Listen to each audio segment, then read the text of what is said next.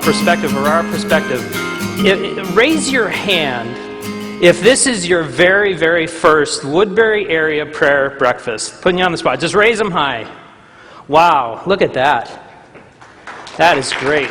Raise your hand if you've been to, let's say, several of them or 5 of these breakfasts in the past. Just raise your hand, okay? The rest of us. Raise your hand if you were at the first one where Jesus officiated. Yeah, some of you. Great. I want you to join with me and think of your life as a timeline.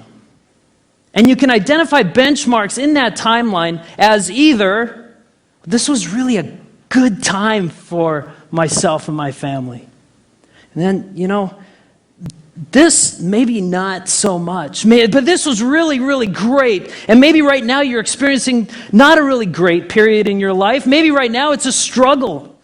Part of who Makenzie is, too, is she is a ballerina. She's a professional ballerina. And while we were living in Houston, she was part of a ballet company, the professional ballet company, which afforded her a lot of opportunities for photo shoots and being on stage. And she just loved it. She ate it up.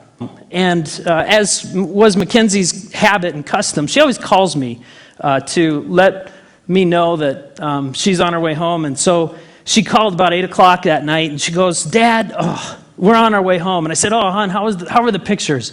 And she goes, "They were amazing." Everything to Makenzie is amazing. "Oh, look, a dead bug. Amazing." She just loved it. And for me, this picture gives me great comfort because 3 seconds after this picture was taken, the car they were driving in was T-boned. And my beautiful ballerina Makenzie was killed instantly. What do you do with something like that? But one story I just want to share with you. During the wake, there were 1,500 people standing out. Our viewing, we were blessed to be able to see Makenzie's body, which was a huge closure for all of her school friends.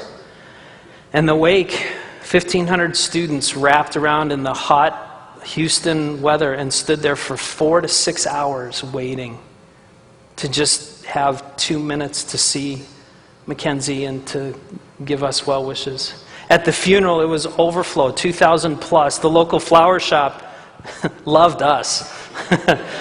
They closed down for the day, and they all came to the funeral because they were so moved. And one of Makenzie's best friends, who was not a believer, hated God, didn't believe any of it. It's just a bunch of stories. Maybe you're like that right now, but just not even close to being a churchgoer or even loving God. Afterwards, came to us and said, "Mr. and Mrs. Stocker, as I was standing over Makenzie's open casket,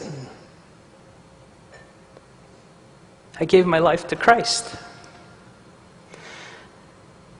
And then she said, "Makenzie's been telling me about Jesus since I've known her, and I've blown her off every time.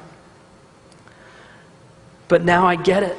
God's changed my life." And then she said, "I don't get all the Jesus stuff quite yet, but I know there's a God, and I know that I'm going to heaven because I want to see Jesus, and I want to see Makenzie again." It's easy to love God when things are good.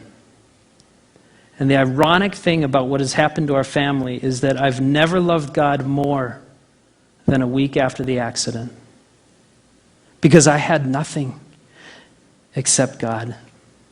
And I realized that all my questions, all the things I wanted to ask, all the things I wanted to find out, it didn't really matter because I had God's peace.